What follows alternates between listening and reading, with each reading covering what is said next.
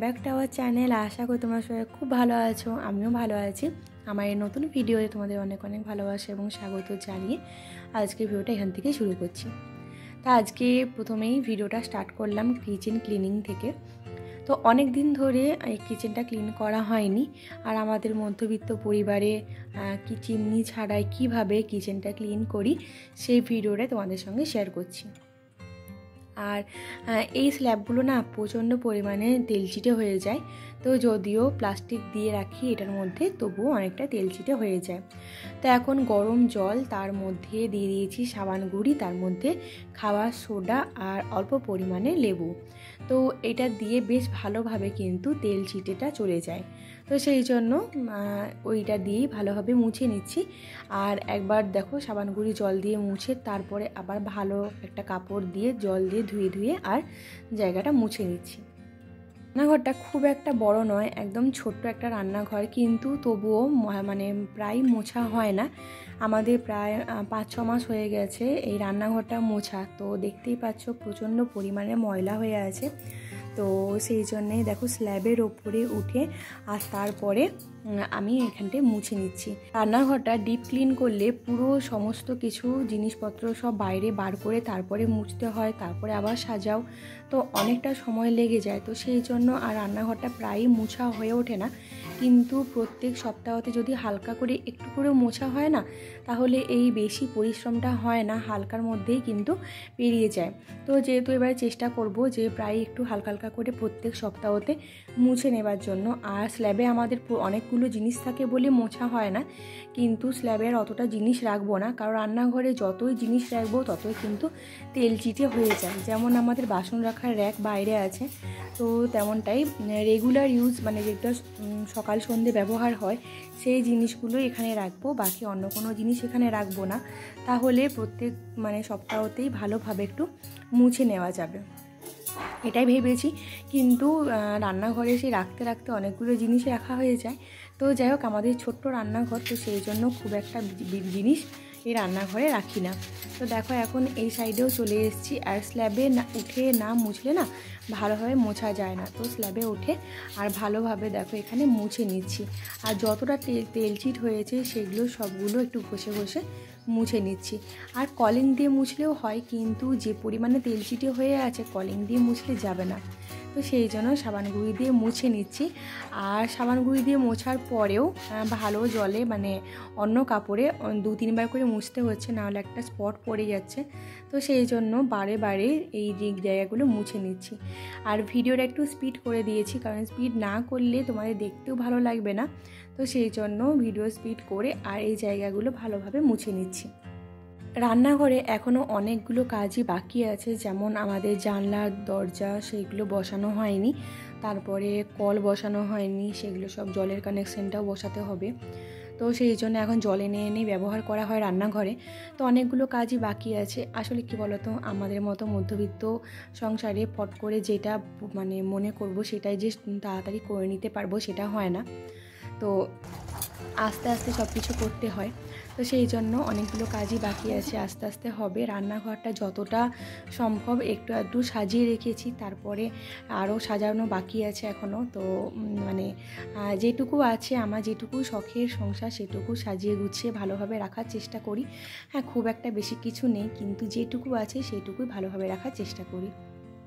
আর সংসারে অনেক রকমেরই কাজ থাকে, এই দিকে অনেকটা সময় চলে গেলে অন্য কাজে আবার লেট হয়ে যায়।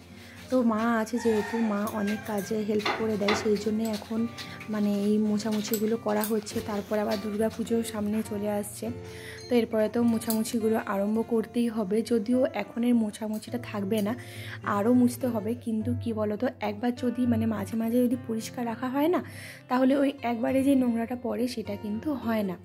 তো অনেক দিন গ্যাপ পড়ে গেল আমার রান্নাঘরটা পরিষ্কার করা। আর ঘরগুলোও ডিপ ক্লিনিং অনেক দিন করা হয়নি, কারণ আমার শ্বশুর মারা যান, তারপরে তো একটু প্রবলেম হয়ে যায় ঘরে। তারপরে বাচ্চাদের পরীক্ষা আছে, আমার শাশুড়ির শরীর খারাপ ছিল, তো সব কিছু মিলিয়ে ঘরের দিকে একটু নজর দিতে পারিনি। কিন্তু এখন যেহেতু দুর্গাপুজো আসছে, তারপরে আমাদের মানে আমাদের যেটা শ্বশুরবাড়ি সেখানে দুর্গাপুজোর পালি এবারে আমাদের মানে এই বছর আমাদের আছে।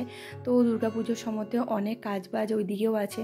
তো সেই জন্য ঘরের কাজগুলো চেষ্টা করব আগেই সেরে রাখার। তো ক্লিনিং বলতে গেলে শুরু করে দিয়েছি। আর মানে একেবারে যদি বলি যে করা হবে তাহলে কিন্তু অনেকটা কষ্ট হয়ে যাবে। তো সেই জন্য হালকা হালকা আস্তে আস্তে ক্লিন করার চেষ্টা করছি। এখন তো সেভাবে যে রেগুলার ভিডিও দিচ্ছি সেটাও দিতে পারছি না, সপ্তাহতে 3 দিন ভিডিও দিই, সেটাও মেনটেন করতে পারছি না। আসলে সব দিকটা সামলে সংসারের সব দিকটা দেখে শুনে তারপরে ভিডিও করা হয়। তারপরে ভিডিও করাও তো না, এডিট করতে প্রচণ্ড ঝামেলা লাগে। মানে এখন সেভাবে মানে এনার্জি হয়ে উঠছে না প্রত্যেক দিন ভিডিও করার। তো মানে শুধু ভিডিও করা না, ভিডিও করার পেছনেও আবার অনেকগুলো খাটালি থাকে। তো যাই হোক, তোমরা পাশে থাকো এইটুকুই চাইছি, যে তোমরা পাশে থাকো, তোমরা সাপোর্ট করে যেও আমাকে।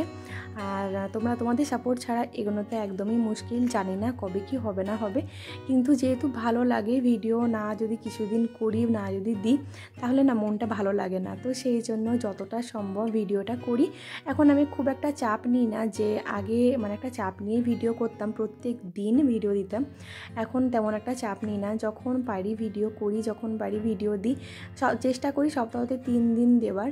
তো যেহেতু আগে সপ্তাহতে 3 দিনও হয়নি দেওয়া, কিন্তু এবারে চেষ্টা করব যে সপ্তাহতে অন্তত 3 দিন ভিডিও দেওয়ার। তো যাই হোক, দেখো এখন উপরের মানে উপরের দিকটা মোছামুছি কমপ্লিট হয়ে গেছে।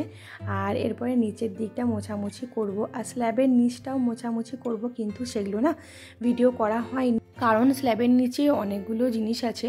তো সেগুলো সব সরিয়ে ভিডিও করতে হবে, অনেকটা বড় হয়ে যাবে। তো সেই জন্য স্কিপ করে দিয়েছি। আর হাতের যে স্পট দেখছো, তো সেগুলো ছেলেদের পৈতের সময় দেয়া হয়েছিল, কিছু নিয়ম ছিল সেই জন্য। তো সেটা 1 বছর আগে মুছতে নেই, তো সেই জন্য ওই মানে দাগগুলো রেখেই দেবো। আর বাকি সমস্ত রান্নাঘরে পুরোটাই মোছামুছি করে নেব। আর রান্নাঘর মোছামুছি করার পর আর তোমাদেরকে রান্নাঘরের ভিডিওটা করা হয়নি, নাহলে খুব সুন্দর লাগছিল, একদম পরিষ্কার লাগছিল, দেখতেও ভালো লাগছিল। আর কি বলো তো, জায়গাগুলো পরিষ্কার রাখলে না দেখবে নিজেদের মনগুলো কিন্তু ভালো লাগে, আর কাজের একটা এনার্জিও চলে আসে। আর কাজে এনার্জি আনার জন্য কিন্তু দরকার যে নিজেকেও পরিষ্কার পরিচ্ছন্ন রাখার, আর ঘরগুলো পরিষ্কার পরিচ্ছন্ন রাখার। আজকে এই কিচেন ক্লিনিং ছাড়া অন্য কোনো ভিডিও শেয়ার করিনি, ঘরের কাজ কোনো কিছুই শেয়ার করিনি। এই ক্লিনিং ভিডিওটাই শুধু তোমাদের সঙ্গে শেয়ার করলাম।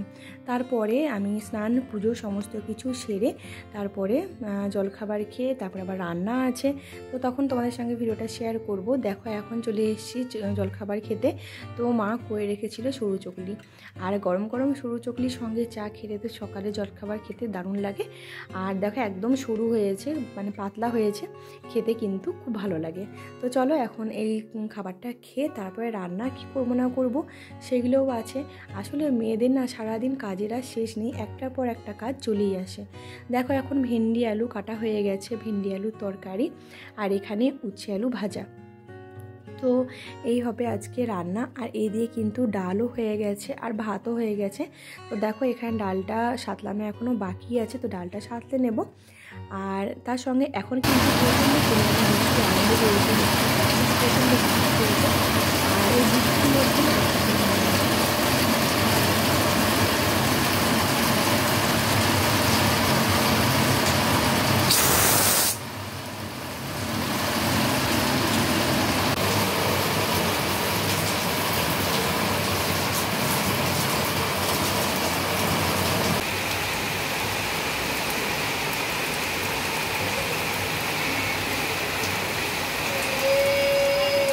রান্না করতে করতে তো বৃষ্টি চলে এসছে। তো আমাদের এখানে চারিদিকে সবুজ, আর তার মধ্যে বৃষ্টি পড়ছে, দারুণ লাগছে দৃশ্যটা। তো সেটাই তোমাদের সঙ্গে শেয়ার করছি। আর দেখো প্রচণ্ড পরিমাণে মেঘ করেছে, তো গোটা দুপুর মানে গোটা বিকেল বৃষ্টি পড়েছে আজকে। তো যাই হোক, আর কোনো তোমাদের সঙ্গে শেয়ার করা হয়নি, রান্না করছিলাম তখনই তোমাদের সঙ্গে শেয়ার করলাম, তারপরে ভিডিওটা এন্ড করেছি। তো তো দেখো রান্নাগুলো তোমাদের সঙ্গে আবার শেয়ার করে দিই। এখানে ভেন্ডি আলু তরকারি হয়ে গেছে, মূলোটা ভাজতে বসিয়েছি, আর ওইদিকে ডালটা সাতলানো হয়ে গেছে, তারপরে উচ্ছে আলু ভাজা বসিয়ে দিয়েছি। তো এই হলো আজকের মেনু। তো আজকে ভিডিওটা এখানে এন্ড করছি। যদি তোমাদের ভালো লেগে থাকে অবশ্যই like, comment, share and subscribe করে পাশে থেকো বন্ধুরা। আজকে ভিডিওটা এখানে এন্ড করছি। আগামীকাল চলে আসো নতুন ভিডিও নিয়ে। তোমরা ভালো থেকো, সুস্থ থেকো। টাটা।